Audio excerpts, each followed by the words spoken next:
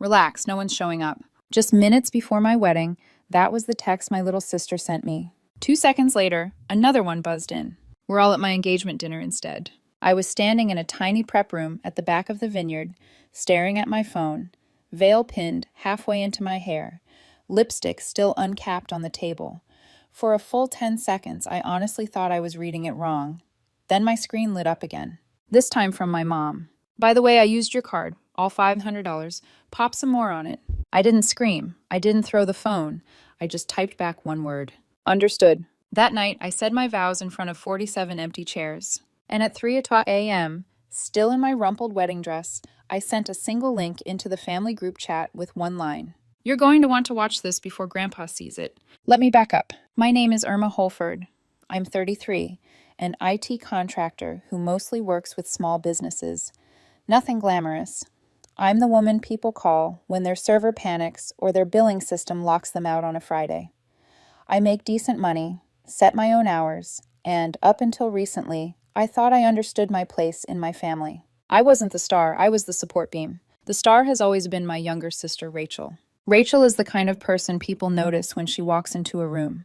Dark hair, just messy enough to look intentional. Loud laugh, big stories, dramatic hand gestures.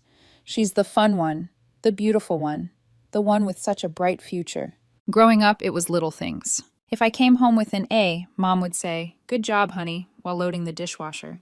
If Rachel got an A, Mom would post it on Facebook with a paragraph and 3 crying emojis. If I got a B+, Dad would murmur, "Maybe try harder next semester," without looking up from the TV. If Rachel bombed a quiz, Mom would blame the teacher, the curriculum, the alignment of the planets. When I fixed Mom's laptop at 13, I got, "Oh good, Irma handled it." When Rachel updated her Instagram bio at 19, Mom called me to talk about it for 40 minutes. By the time we were adults, the favoritism wasn't subtle. Rachel got a marketing job at a boutique PR firm downtown. I landed a long-term contract doing back-end systems for a medical supply company. My job paid better, had benefits, and came with actual responsibility. Guess who got a congratulations dinner with champagne? Hint, not the one configuring databases. The money stuff got ugly fast. Rachel maxed her first credit card at 23. Dad paid it off to protect her credit. She got fired from her second job for skipping too many days.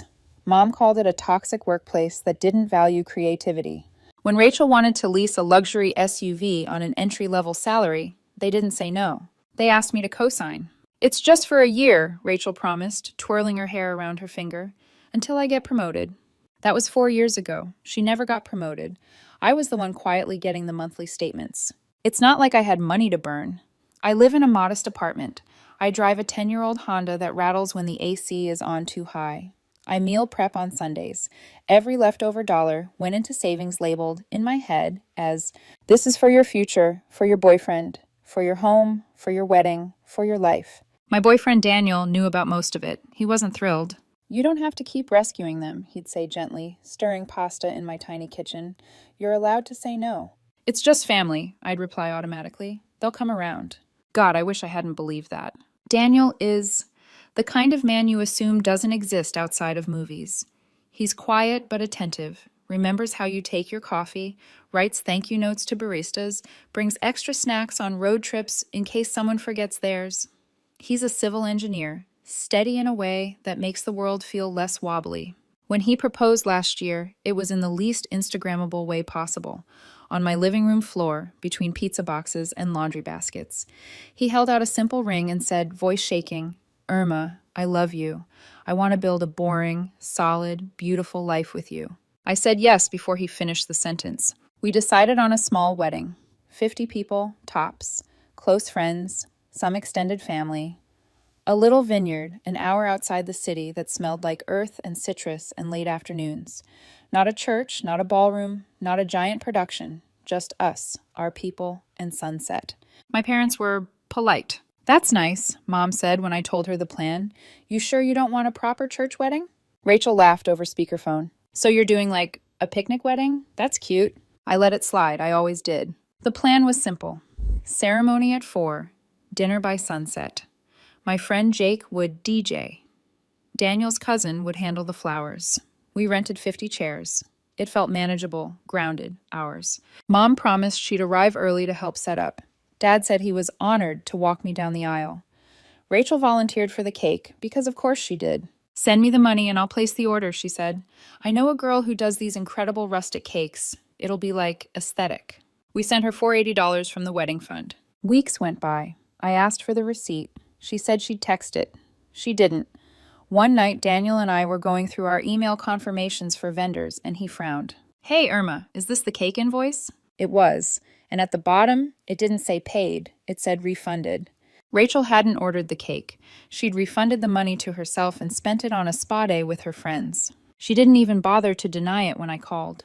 "Look, I was stressed," she sighed. "You know how it is.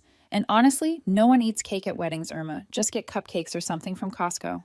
I remember standing in my kitchen, phone pressed to my ear, staring at the fridge where our venue confirmation was magneted in place.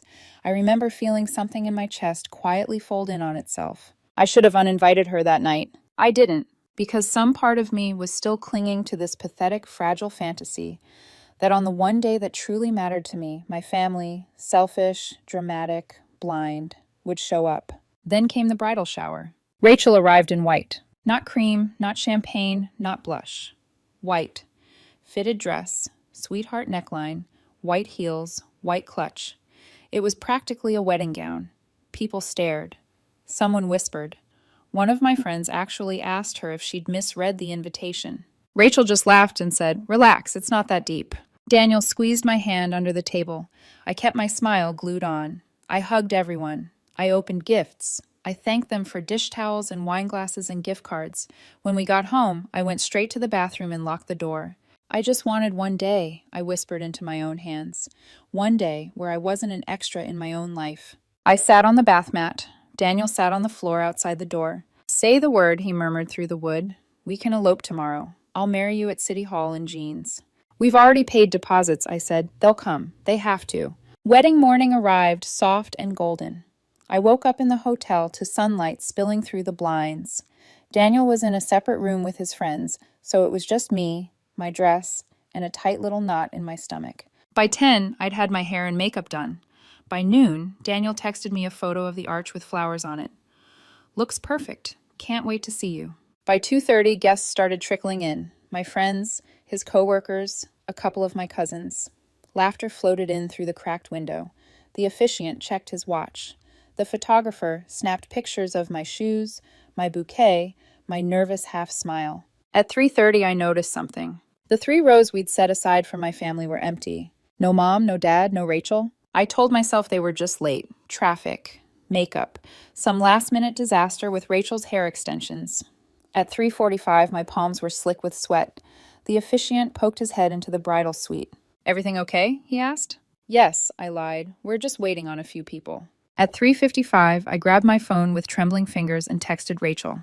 "Ite?" The typing bubble appeared, disappeared, came back. Then her message. "Relax, no one's coming." My body went cold. I stared at those 4 words until they blurred. Another text buzzed in before I could respond. "We're all at my engagement dinner instead." My throat closed. I didn't even know she'd set an exact date. No one had told me. No one thought I needed to know. Then Mom chimed in. "By the way, I used your card, all $500. Pop some more on it." For the venue, I realized. For the food. For the drinks. For whatever spectacle they were throwing across town while my chairs sat empty. I don't remember deciding what to do next. I just remember my fingers moving. "Understood." I set the phone down. I looked at myself in the mirror. Full makeup, veil, lace, eyes too bright. I looked like a bride in a commercial, not someone whose family had just abandoned her on the biggest day of her life. The officiant knocked again. "Irma," he said gently, "are we ready?" I took one breath. Then another. "Yes," I said, "we are." I walked down the aisle alone, holding my own bouquet. 47 sets of eyes watched me, and then they shifted to Daniel, standing under the arch with his jaw clenched just a little too tight. He didn't look at the empty chairs. He only looked at me. We said our vows with half the seats vacant and the sun painting everything in gold like it was mocking us. When the officiant said, "You may kiss the bride," Daniel's hands shook against my face. "I'm so sorry," he whispered into my hair. "This isn't your fault," I whispered back. People clapped. Cameras flashed. We cut the emergency cake Daniel had ordered last minute because Rachel never replaced the one she canceled. We danced. Jake played music. We smiled until our faces hurt. At 9 p.m., it was over. Back at the hotel, I kicked off my shoes and sat on the edge of the bed in my dress. Daniel went to wash his face. My phone buzzed. Rachel had posted an Instagram story. Her in a white dress, shorter, sparkly, standing next to her fiancé at a rooftop bar, engaged, in looping letters. My parents stood behind them, glasses raised, beaming. I didn't cry. I didn't throw the phone. I just felt something inside me go very, very quiet. The kind of quiet that comes right before a storm. The hotel room was dim, except for the soft glow from the bathroom door. Daniel was humming under his breath, some nervous habit of his, while washing the last of the wedding makeup off his face. I sat perfectly still on the edge of the bed, veil half slipped off, dress wrinkled and heavy around my legs. My phone, still open to Rachel's Instagram story, buzzed again, lighting up with notifications like tiny sparks.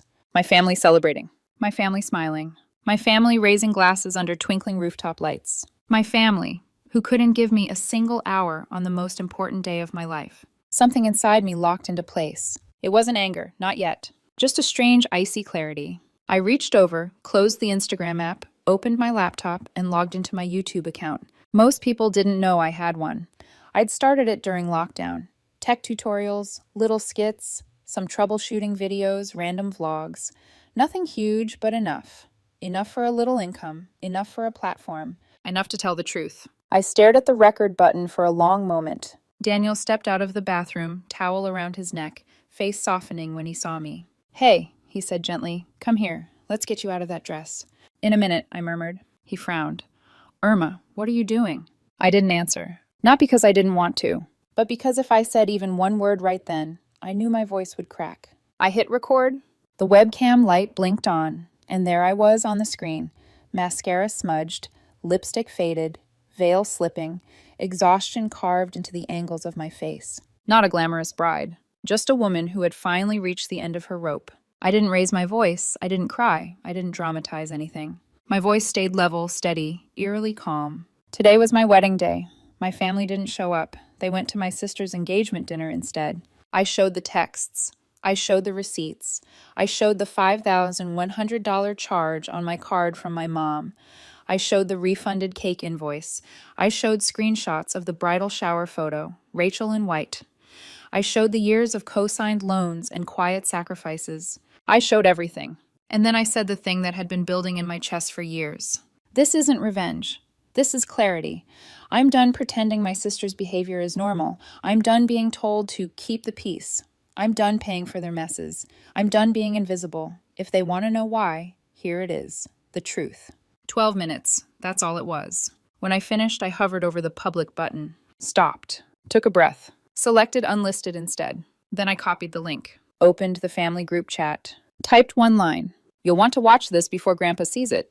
Pasted the link. Hit send. Then shut my laptop and finally let myself breathe. Daniel crossed the room slowly, like I was a wounded animal he didn't want to startle. "Are you okay?" he whispered. "I don't know," I said honestly. He nodded, sat beside me, and held my hand without saying another word. We crawled into bed, still wearing half our wedding clothes, and fell asleep like two people who survived a quiet kind of disaster. Morning sunlight sliced across the room when I opened my eyes. My dress was draped across a chair. Daniel was still asleep beside me. My phone was not. It was vibrating in frantic bursts. 53 missed notifications. 30 texts from Rachel. 8 from Mom. 5 from Dad. 6 from cousins. Several from numbers I didn't even recognize. The family group chat had over 100 new messages. I opened the chat. The text flood was chaotic. "Dad, take that video down immediately." Mom, "Irma, this was unfair and unnecessary." Rachel, "I cannot believe you embarrassed me like this. On my engagement? You're sick." My fingers hovered over the keyboard. I closed the chat instead. I wasn't doing this again. Not the justifying, not the defending, not the quiet swallowing of hurt like I'd done my whole life. Daniel stirred beside me. "You okay?" "I posted a video," I said. He rubbed his eyes. "Irma, what kind of video?" "A truthful one." He blinked. "Okay, then we'll deal with whatever comes." The whatever came fast. By noon, the video wasn't just being watched by my family. It was being shared. People posted it on Reddit, on TikTok, on Twitter. A creator stitched the clip of me sitting alone in the bridal suite and said, "This is emotional abuse. This is what favoritism looks like in adulthood." By the end of the day, my channel jumped from 68K subscribers to over 120K. The comments were overwhelming. This is brutal. I'm so sorry. Your sister is jealous, plain and simple. You deserve so much better. Daniel is a keeper. I cried watching this. Thank you for speaking up. Meanwhile, Rachel locked her Instagram. Mom deleted half her posts. Dad stopped replying entirely. Extended relatives chimed in. Aunt Marie said Rachel didn't mean harm. Uncle Paul said I took things too far. My cousin Elena commented under the video. Irma, I'm so proud of you. This needed to be said. And then my phone rang. My grandfather. He never called me. Not directly. Ever. I froze. Daniel paused mid-step and looked at me. Answer it, he whispered. I did. Irma, Grandpa's voice trembled. Honey, I watched it. I closed my eyes. I'm sorry, I whispered, because that's what I'd always done. Grandpa inhaled sharply. Don't you apologize. Not for this. I always suspected they treated you differently. But seeing it, hearing it in your voice, he broke. He actually broke on the phone. You didn't deserve any of that, he said. You deserve to be celebrated, not used, not erased. I felt something shift inside me, something warm, painful, real. Grandpa wasn't dramatic. He wasn't emotional. If anything, he was blunt to a fault. Hearing him sound heartbroken shattered something in me I didn't even know was still intact. He continued softly, I sent you a little something. It's not much. Just use it for your happiness, not theirs. A payment notification flashed across my screen. $5,000. I cried for the first time since the wedding. Not because of the money, but because it was the first time in years someone in my family had chosen me. After we hung up, Daniel wrapped his arms around me and kissed the top of my head. We're going away, he said with quiet resolve. No phones, no drama, just us. We drove to a rental cabin that afternoon. No Wi-Fi, no signal, just pine trees and silence, and a fireplace we struggled to light. I slept for 12 hours straight, curled against Daniel's chest, dreams soft and empty. For once, peace did not feel guilty. For once, silence didn't feel like punishment. It felt like the beginning of something new, and maybe the end of something old. When we drove back from the cabin 2 days later, the world felt different. Not calmer, just clearer, like the fog of obligation had finally lifted and what remained was sharp, unmistakable truth.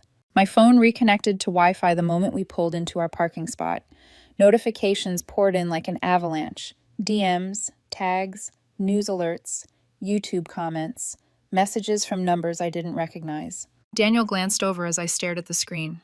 Don't, he said softly. Not yet. Let's get inside first. We unpacked in silence. The apartment felt strangely untouched, like time had paused while everything else imploded. When I finally opened my phone, the fallout was in full wildfire mode. Family fallout, phase 2. Rachel had posted a 3-slide Instagram story before locking her account. People don't know the real story. Internet bullies are ruining my mental health. My sister is unstable. Classic Rachel. Zero accountability, maximum dramatics. Mom group texted, Your video is destroying our family. You need to take responsibility. Dad wrote, Taking this public was unnecessary. We could have handled it privately. Could we? After years of being silenced? Cousin Sarah messaged, You did the right thing. Rachel's been awful for years. Aunt Marie messaged, Family matters should stay within family. Uncle Paul messaged, You embarrassed everyone. It was like watching 100 people argue in a burning house while I stood outside holding a bucket of gasoline they'd handed me. I didn't reply to any of them. Not one. Instead, I made myself a cup of tea and sat on the couch while Daniel scrolled through his own phone. Irma, he said, You're trending. I choked on my tea. What? He turned the screen toward me. A clip from my video, me staring into the camera with the caption, Bride abandoned by family on her wedding day. Watch her reaction. Over 2.3 million views. Comment sections filled with disbelief, heartbreak, anger, solidarity. Someone wrote, Irma Holford is the bravest person on this app. Another, Imagine skipping your own sister's wedding for an engagement dinner. Another, Rachel is jealous, plain and simple. And my favorite, Daniel is a national treasure. I laughed through my nose. He really is. Daniel grinned and kissed my forehead. But the laughter didn't last. Not when the doorbell rang. Dad shows up. Daniel's body went tense. He stood up. I'll answer, he said. But I shook my head. No, I need to. When I opened the door, my father was standing there in a wrinkled button-down, hair uncombed, eyes red like he hadn't slept. Irma, he said, voice low, can we talk? I crossed my arms. About what, Dad? He exhaled sharply. Your video. You hurt a lot of people. My jaw tightened. I hurt people? I repeated. Dad, I said my vows in front of empty chairs. That was Rachel's idea, he snapped quickly. Not mine. But you didn't stop it. He opened his mouth, closed it. Then he said the line I think he'd prepared in the car. I didn't know what Rachel was planning. My throat went cold. You've been making that excuse my whole life, I said quietly. Whenever she took from me, humiliated me, blamed me, stole from me, you were always in the middle, weren't you? His lips pressed into a thin line. Irma, you grew up. You moved out. You became successful. Rachel, she always struggled. We were trying to support her. At my expense, I said. Always at my expense. He didn't deny it. He didn't apologize. He just looked tired. We're family, he said. We need to make this right. I shook my head slowly. No, Dad, you need to make things right. But you can still be Rachel's father. He blinked. What does that mean? It means, I said, voice steady, you're no longer mine. He stood there like I'd slapped him. Then he turned and walked away. I closed the door and leaned against it, trembling. Daniel wrapped his arms around me from behind, pressing his cheek to my temple. I'm proud of you, he whispered. I didn't feel proud. Not yet. Just emptied out. The final letting go. Over the next few months, the chaos kept spiraling, but away from me. Friends unfollowed Rachel. Cousins took sides. Older relatives argued in giant Facebook threads. Mom stormed out of brunch after a comment from Aunt Lily. Dad stopped calling entirely. Rachel posted a long caption about being betrayed by people you love and got only 4 likes. Meanwhile, Daniel and I lived our lives. Quietly. Sweetly. Safely. We made pasta at midnight, went on hikes, played board games, built IKEA furniture badly, talked about moving somewhere with fewer memories and cheaper rent. 3 months later, we did. A smaller place, fresh walls, no ghosts. We hung exactly 1 wedding photo in our kitchen, the one of us dancing under the string lights, the rows of empty chairs in the background.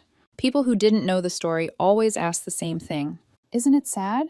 Daniel always answered first. No, he'd say, it's honest. And I agreed. It wasn't sad. It was the truth we survived. The wedding 2.0. About 9 months after the original ceremony, Daniel asked me a question while we were eating tacos in our new living room. Do you want a do-over? I blinked. A do-over of what? He smiled. The wedding. I laughed. In our living room over tacos? Sure, he said. I'll get ordained online. He wasn't joking. 3 weeks later, we had a tiny evening ceremony in our backyard.